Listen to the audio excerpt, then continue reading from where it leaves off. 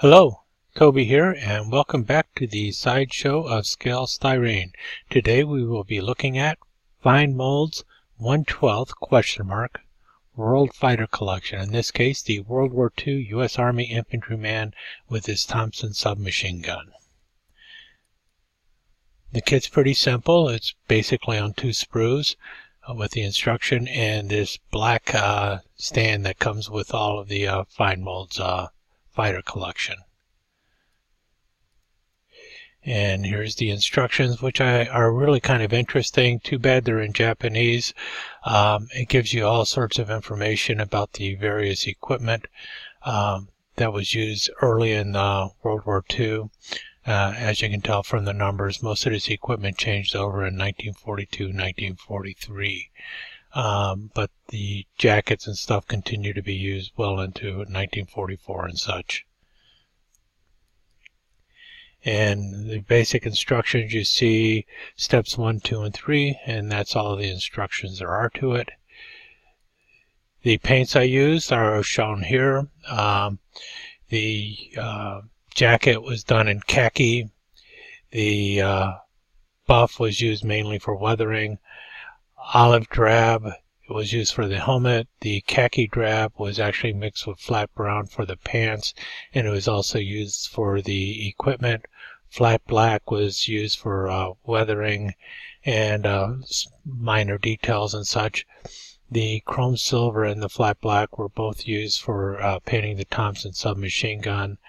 The gold leaf was used for various brass portions of the web gear, and the dark yellow was used for some various things such as weathering and such also. The colors for the flesh were basically flat flesh mixed with either flat brown or flat red or flat white and various amounts to create the various skin tones.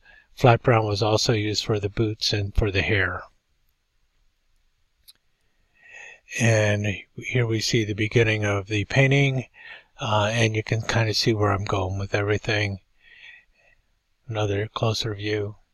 And here we see the Thompson getting painted. And you notice I'm using a black Sharpie for lining different portions of it to set it off a little bit better. I also decided I wanted to have him with an M3 trench knife. And this is what I'm making out of strip styrene here. The M3 trench knife with the M6 Scabbard that was issued early in the war. And this is basically the way it ends up looking once I finish. This is the little ordnance logo that was on all the scabbards for the M6 Scabbards. And the Scabbard will be probably cut down to about here because it actually hung low on the leg. I also decided, because I was going to put this guy in the 3rd Infantry Division, I wanted to have a little Bulldog mascot with the little diorama I was going to work on. And so I grabbed a Safari Bulldog. It's made by Safari. And this is the Best in Show Bulldog, and it scales out at roughly 1/12 scale. It's about a little over 2 inches long and about 1 3/4 inches high. Okay, and the reason I was looking at a Bulldog, adding a Bulldog, is because the 3rd Infantry Division has Rocky the Bulldog as a mascot. I believe Rocky was developed by Disney. I'm not sure. In any case, this is what he looks like, and so I decided I wanted my own Bulldog also. I think this would be a good time to do a 360 walk around of the finished diorama, and then we'll come back and go into a little bit of the detail shots.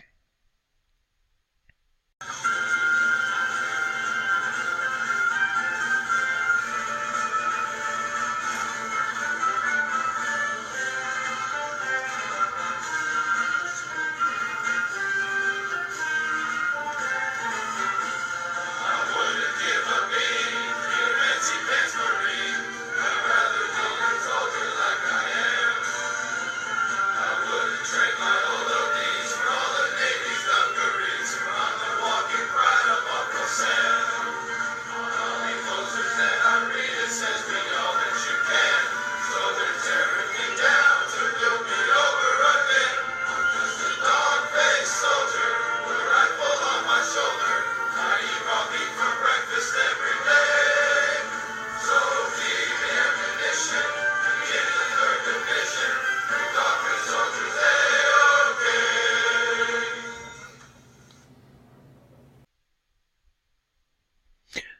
Okay, I hope you enjoyed that, and now let's look at some of the detail shots.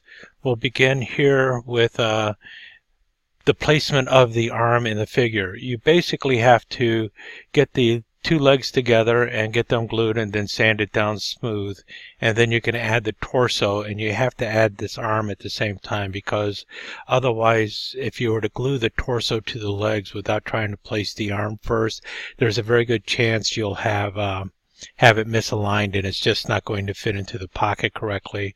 You'll have to then break it apart and then have to either do that or use a lot of putty to get everything aligned. So the pieces fit together well. It would have been nice if there would have been some location pins for all those few parts of the body, so that you wouldn't have to just take a guess or sit there with multiple pieces trying to dry at the same time. I ended up using the Tester's orange tube glue, which has a slow drying time, so it worked out pretty well anyway.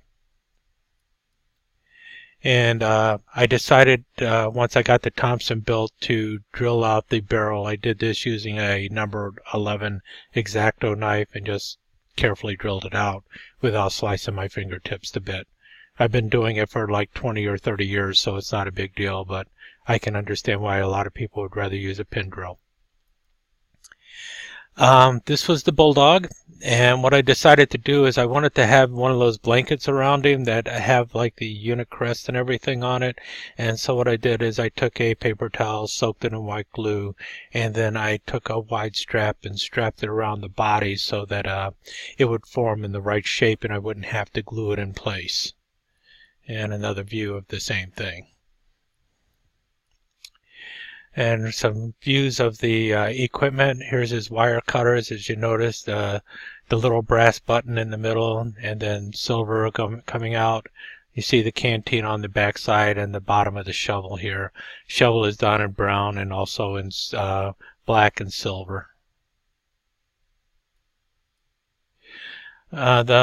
The leggings on him, they were done in khaki drab. It's kind of hard to see here, but the leggings were done using a brown marker. The boots are brown and the soles of the boots are black. And here we have the ammo pouch for the Thompson submachine gun, as well as the first aid pouch or the compass pouch. As you notice, everything is done in khaki drab, and then it's been given a light dusting of dark yellow and buff for the weathering. All the fittings are basically done in gold leaf or brass, so you see those here, and also on the web gear. And over here you notice the hand in the pocket, and it fit pretty well because of the way I ended up having to glue it in place. All in all, I'm pretty happy with the way that came out. And here's the M3 trench knife and its M6 scabbard completed, and you notice the little bend here. That's the way it's supposed to be, and you know, the nice dark brown. And this is a buff leather color because it was a natural leather color. And you can also see the bottom of the canteen there and a little more detail on the leggings. The helmet, I ended up painting this helmet like 4 times to get this 3rd Infantry Division patch painted on the helmet. I saw that in a lot of the movies. I don't know how often it was in battle, but I have seen it in numerous photos of 3rd Infantry Division World War II. So I do know that at times they did have the emblem, the division sign on the side of their helmets. And I decided to make the guy a 2nd lieutenant, and so he's got a little butter bar on the front of the helmet. And a close-up of the patch on the sleeve, and the sleeve is khaki in color. And we move on to the dog, and now we see the dog with his blanket done in khaki drab, and we see the 3rd Infantry Division sign on the side of it. This is painted with blue and flat white paint and then a gold trim. The patches back in World War II actually did have kind of an olive drab or a gold trim to them. Today they're more of a dark green or a black trim to them. So the patches changed over time. I know my dad's old patch had a gold trim to the 3rd Infantry Division patch. Don't have a picture of it, unfortunately. Here's a close-up of it, though. And then I took and gave the dog a nice wash of a very diluted black paint to highlight his fur a little bit better. And then I gave him a dry brushing of white to bring back the white in his coat and everything. I think he came out pretty good. His eyes are nice and clear. I made sure that the gloss black paint of his eyes remained gloss black, and same with around the lips and stuff, so he would have a good piece of detail. And here we go with the tail, and I made sure that you had the nice line around the tail so that it would be highlighted a bit. And I gave the dog Murph for his name. Anyone familiar with the 3rd Infantry Division would know what Murph would be standing for. Basically, Audie Murphy, who was often called Murph. So it should be M-U-R-P-H, but I decided to take a little creative license and just go with Murph, M-U-R-F. And here it is once it's been weathered a little bit more with the buff colors, so that the khaki drab has a little more feel to it and a little more detail, and I think it came out pretty good. And we have the doggy sitting at or standing next to the feet of his owner, or caretaker, the 2nd lieutenant, with his Tommy gun and his helmet on the ground. I debated putting the extra pouch on the back here. I just decided to just not glue it in place, and if I want it there, I'll put it there. If not, I'll just take it off. It's supposed to go over the back of the 2nd lieutenant's pack over the shovel and stuff, but the shovel looks so cool that I decided to just not put it on. And we see here the shovel without the pouch over it, and I like it much better that way than with it over it. And a view from above. Another view of the helmet. Nice extreme close-up of our fellow with his nice little cleft chin, his 2 nice little white teeth there. I gave him brown hair. I highlighted it a little bit with a wash of black, and then also some dry brushing with the brown again and a lighter shade of brown. And then gave his lips a little bit of a pinkish color, and if you notice down here, that's supposed to be his CIB, so he's a combat infantryman. You know, he's actually earned the right to wear the CIB, so he's actually seen combat. And like I said, the skin tones are flesh mixed with different shades of red, brown, and white. And there we have him, our 2nd lieutenant in the 3rd Infantry Division with his Bulldog Murph. Hope you enjoyed it. Thanks for visiting. As always, comments are welcome. Insults are cheerfully ignored. If you have any comments, I definitely would like to hear it. If you enjoyed what you saw, subscribe to my site and share the wealth and let everyone else know about it too. Thanks again for coming.